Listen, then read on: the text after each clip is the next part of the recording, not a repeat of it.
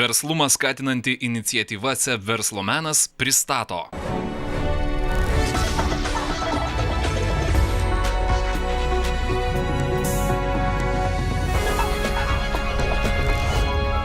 Sveiki, čia Lietuva galim. Pasakojame įkvepiančias verslo sėkmės istorijas bei suteikiame informacijos, ką reikia daryti, kuriant savo verslą. Šįkart apie tai, kaip investicijos ir inovacijos užaugino mobiliųjų telefonų techninį centrą. Siūlyčiau nueiti iki Nokios, kadangi tokių patalpų, kokias mes turime Šiaurės Europoje, ne tik Baltijos, bet ir Šiaurės Europoje jūs nerasite. Aš norėčiau jums parodyti tiesiog, kaip atrodo realybėje telefonas, kai jis yra pradedamas taisyti su sudėtingu gedimu.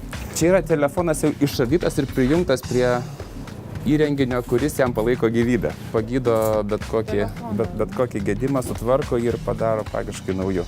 Nuo šitos vietos realiai ir prasidėjo mūsų kaip įmonės didysis augimas. Nes šitas mažas įrenginys, kuris yra tikrai mažiukas kaip kompiuteris, bet iš tikrųjų jisai mums leido pradėti daryti paties aukščiausio lygio taisymus ir leido mums aptarnauti visas Baltijos šalis. Nėra brangių arba tokių dalykų. Tiesiog reikia skaičiuoti, ar tai atsipirks ar neatsipirks, kodėl tai darai. Ir kai mes pirkome savo patį pirmąjį įrenginį už 4 milijonų litų, visi sakė, tai yra labai brangu. Tai iš tikrųjų mes nusipirkom labai pigiai. Padarėm labai prasmingą investiciją, nes būtent po to atėjo ir įmonės reputacija, atsirado naujos galimybės. Anksčiau mes siųsdavom į Suomiją telefonus aukščiausiam lygiui remontuoti, dabar jie siunčia mums. Pagaliau verslas tuo yra smagus, kad būna beprotiškos idėjos. Atrodo pirmą dieną, kad yra kvaila, po 2 dienų atrodo, kad kodėlgi ne.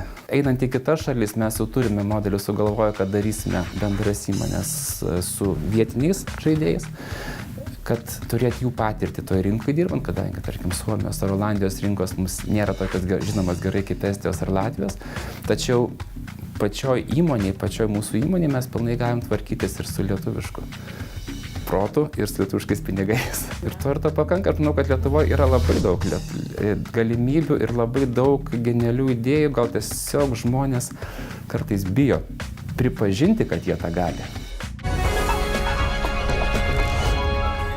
Verslo plėtra. Kaip nuspręsti, ar jos reikia? Eksperto komentaras. Verslo plėtrą galima būtų apibūdinti kaip veiksmus, kuriais verslo savininkas siekia išauginti įmonės veiklos apimtis, kad būtų uždirbtas didesnis pelnas. Verslo plėtra gali būti dvejopa – horizontali ir vertikali. Kalbant apie horizontalią verslo plėtrą, tai pavyzdžiai galėtų būti tokie, kad pavyzdžiui įmonė gamino tik tai vieną prekę ir jis sugalvoja išplėsti prekių asortimentą ir šalia vienos prekės pradėti gaminti kitą prekę. Vertikali plėtra reiškia plėtrą į gylį įmonėje. Ir pavyzdį galima būtų pasakyti tokį, kad įmonė gamino tik tai bandeles ir parduodavo kažkokiam tai prekybininkui, o norėdama išplėsti savo verslą, ji nutarė atidaryti pati galbūt šalia kepyklėlės ir mažą parduotuvę, kurioje pardavinėtų savo produkciją. Jeigu įmonė auga natūraliai, pavyzdžiui, jos esami klientai didina užsakymų kiekį, ir įmonei reikia natūraliai daugiau žaliavų, tai tokiu būdu įmonė gali kreiptis ir į banką ir bankas paskolintų lėšų įmonei tų reikiamų žaliavų užsipirkimui, kurias pardavus įmonė galėtų atsiskaityti su banku. O kitas pavyzdys gali būti, kad kai įmonė nusprendžia įsigyti ilgalaikį turtą, įmonė turėtų turėti ir nuosavą lėšų dalį, kadangi tokia atlikta investicija reikalaus tam tikro ir laiko tarpo, kol grįš išleisti pinigai. Trečias finansavimo būdas gali būti pasitelkiant partnerį. Galvodamas apie plėtrą, savininkas turi labai gerai įsivertinti, ką jis pats galės padaryti ir kiek jisai vienas suvaldys tos plėtros. Iš tikrųjų reikia perskaičiuoti visus skaičius ir pasitikslinti savo prognozes.